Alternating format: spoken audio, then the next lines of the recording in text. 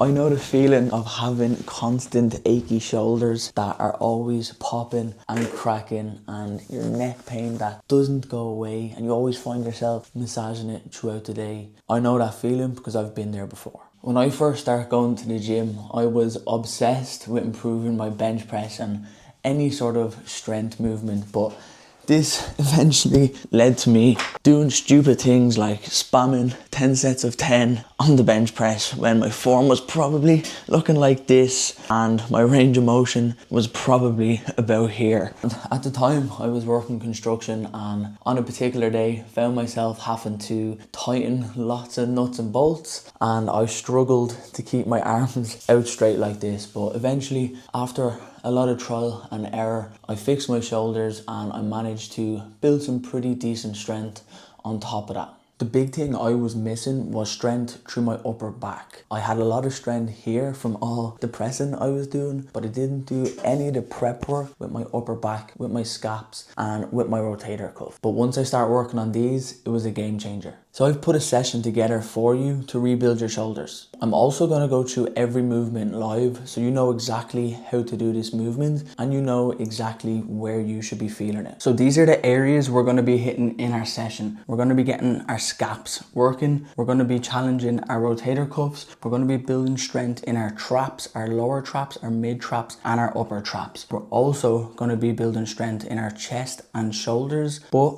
through a full range of motion, and our triceps and delts are going to be improved as a byproduct. Make sure to screenshot this now before it's gone. Okay, let's get into it. Our first movement is banded dislocates. So grab yourself a light resistance band and pull on it until you can feel tension. Make sure to have your elbows completely locked out, and then you're simply just going to bring your arms all the way back, keeping those elbows locked, keeping your arm completely straight. Come all the way around until the band hits your bum or your back, and then bring it all the way back around. If you feel like this is too hard, simply just hold the band wider. If you feel like it's too easy, just hold the band in a bit more narrow. Again, the main point of this movement is just to get our shoulder joint warm and get blood flowing around our shoulders. So don't push it too hard. Choose an option that's going to feel a bit nicer on the body, because there's more to come. Now onto our scapula slides. Just a movement to get those scapula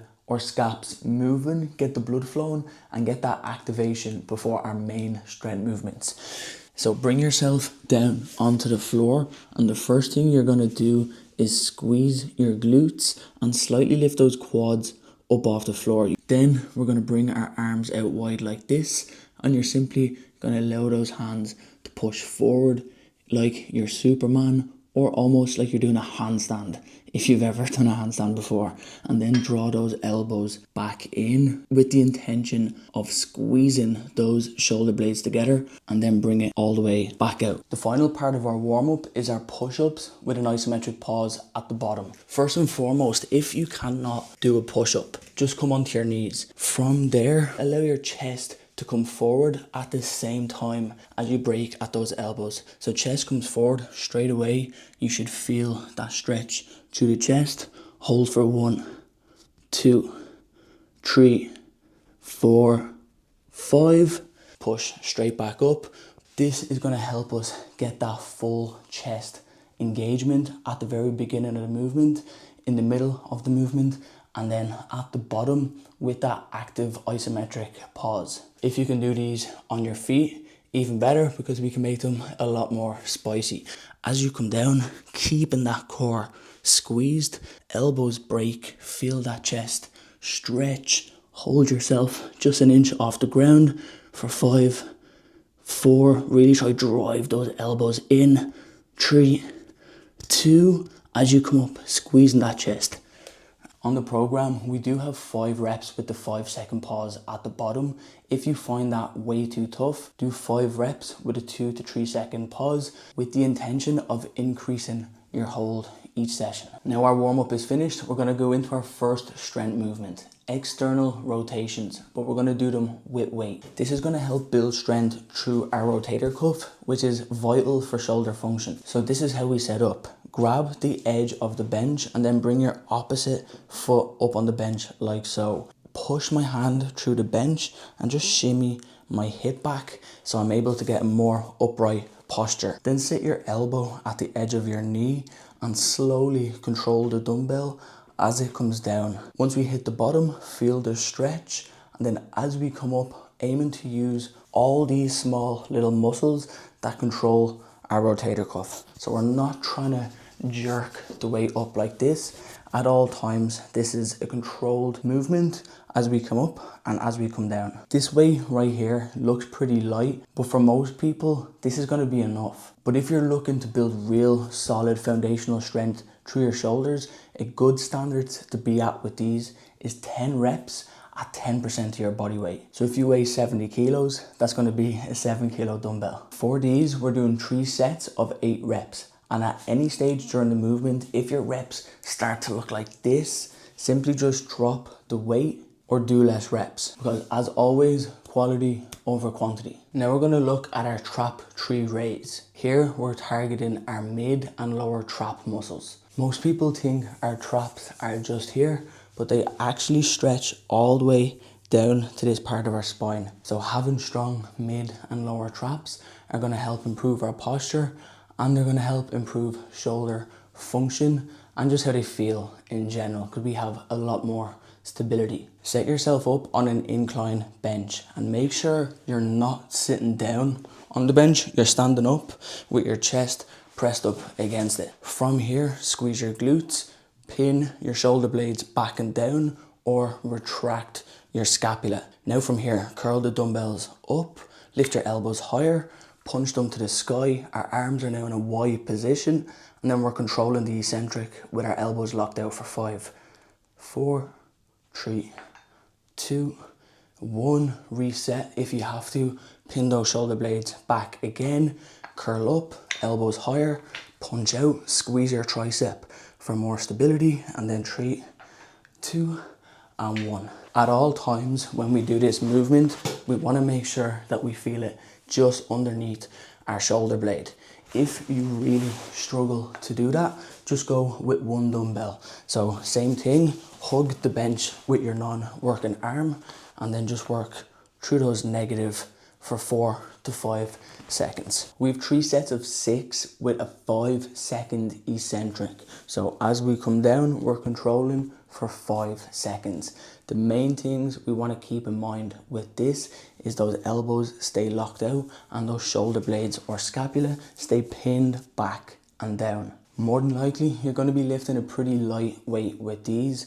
3 to 6 kilos is usually the range for most. Now we're going to go into our main strength movement, which is either going to be deficit push-ups or dips, or basically just whichever one you can do. If you already struggle to do normal push-ups and your reps might look like this, not getting full range of motion, then the first thing you want to do is just start from your knees and really practice getting as much depth as possible with a pause at the bottom. This might seem ridiculous at the start, but if you can get more reps in with this pause and depth at the bottom, eventually you can come up onto your feet and work at getting more depth in these reps until eventually we can work on our deficits. For your deficit push-ups, we just want to have our hands elevated. We can use 2 steps to achieve this. We can grab 2 dumbbells, preferably the hex ones with a flat bottom, or you can grab bumper plates. Or in my case, you can have 2 kettlebells that might not be different sizes. So as you set up for your rep, make sure those shoulders are stacked right over your wrists. If you can, get right up on your toes. Then as you come down, first thing you're doing is sending your hips forward and breaking at your elbows.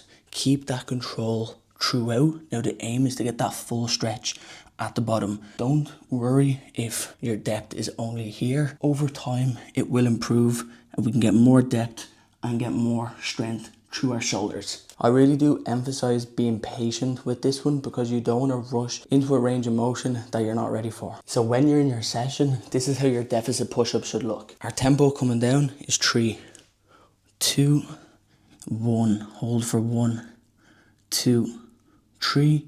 Push up, squeeze the chest, reset, come down, 3, 2, 1. Hold for 1, 2, 3. and push up. The amount of reps you can do with this is going to depend on your level, but doing 3 sets of 5 to 8 reps is usually a safe bet. Just make sure every session you're progressively overloading. So if that means you get an extra set of 6 reps this week, that's amazing. Stack that up over time, your shoulders are going to feel a lot better and you're going to be ready for dips. If you're hitting 3 or 4 sets of 8 to 10 reps on your deficit push-ups with a significant deficit, then you're ready for dips. So here's how we do a quality dip. So one of the main things we want to keep in mind when we do our dips is that we keep our upper back or scapula engaged. So think about those scaps being pulled back and then pull them down. Once our upper back is engaged, our shoulders are able to function a lot more efficiently. So you're going to have less chance of experiencing pain in movements like dips or even bench press. So this is how our dip should look in our workouts. For now, we're sticking with a 3-second eccentric and a 1 to 2 second pause at the bottom. So as you come down, slightly leaning forward, 3, 2, 1, getting as much depth as possible. So if this is you for now, that's okay. Gradually, safely over time, getting more exposure to depth, building more strength there. Hold for 1, 2, and then push back up. Again, I really want to emphasize the importance of gradually progressing with the depth. Like your deficit push-ups, over time your shoulders will adapt to that stress of being put under more extension. They'll get stronger and before you know it, you'll be able to do deep dips. Also, with that being said, when you're going super heavy, super deep dips are not necessary. Right now, we're coming at it from the approach of trying to rehab and build back your shoulders. For our dips, we're doing 3 sets of 5, but in reality, if you can do more than 5 reps, that's what we're going to be working towards. Same as our push-ups. Each week, adding 1 extra rep in 1 set. The next week, hit that extra rep for 2 or 3 sets and just keep compounding that over time. Once you get to like 3 or 4 sets of 10 good range of motion dips, then you're probably ready to start adding weights. And weighted dips, in my opinion, are the GOAT upper body exercise. That session right there is what allowed me to get rid of my old cranky shoulders when I was in my late teens, early 20s, to now being able to do handstands, almost, not quite yet, doing dips with 60 kilos, and now I'm trying to do handstand push-ups. And that's not to brag, but that's just to show you when you build the foundational strength, whether it be in your shoulders or your hips or wherever, it sets you up to being able to do stuff you never thought were once possible. If you like this session, comment below, like this video, and subscribe for more strength and mobility focused content. If you have any questions about any of these movements, simply just comment below or reach out to me directly on Instagram. Also, my email will be in the description, so feel free to reach out there.